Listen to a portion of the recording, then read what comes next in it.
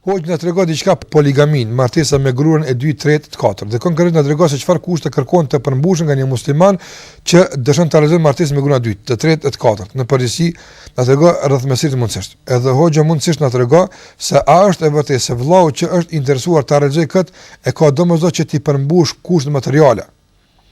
Apo nuk është e vërtetë.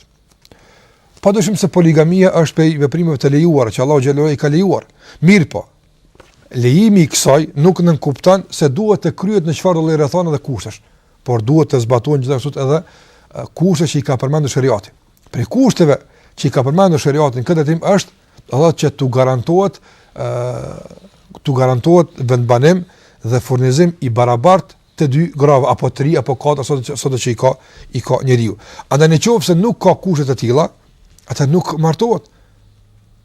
Dhe gjithashtu nëse nuk ka mundësi të përmbush edhe kërkesat barabart që i ka gruaja ndaj burrit, gjithashtu edhe këtë rast do të nuk del tek e dyta.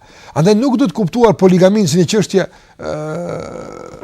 që fatkeqësisht në çdo rast njeriu e bën që ti prish marrëdhënë me të parën.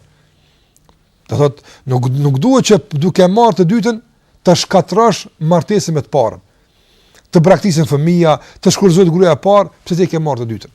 Por duhet që të jetë, padyshim, ardha e dytës të rregullon jetën, e jo ta shkatron jetën. Për këtë arsye është e lejuar, por në disa rrethana ka dietarë që e kanë preferuar më tepër të jetë njeriu vetëm me një për shkak të pamundësisë që të përmbush të gjitha ato kërkesa që kërkohen në situatë kur njeriu dëshon ta marton gruan e dytë. Andaj, shkurtimisht të them, nuk ka ndonjë kërkesë specifike për të dytën. Të gjitha ato kërkesa që kërkohen për gruan e parë duhet të përmbushën tek gruaja e dytë, e tretë edhe e katërt. Çdo send që do të thotë pengon njeriu të marton gruan e parë, e bën të pengon edhe të marton gruan e dytë e kështu me radhë.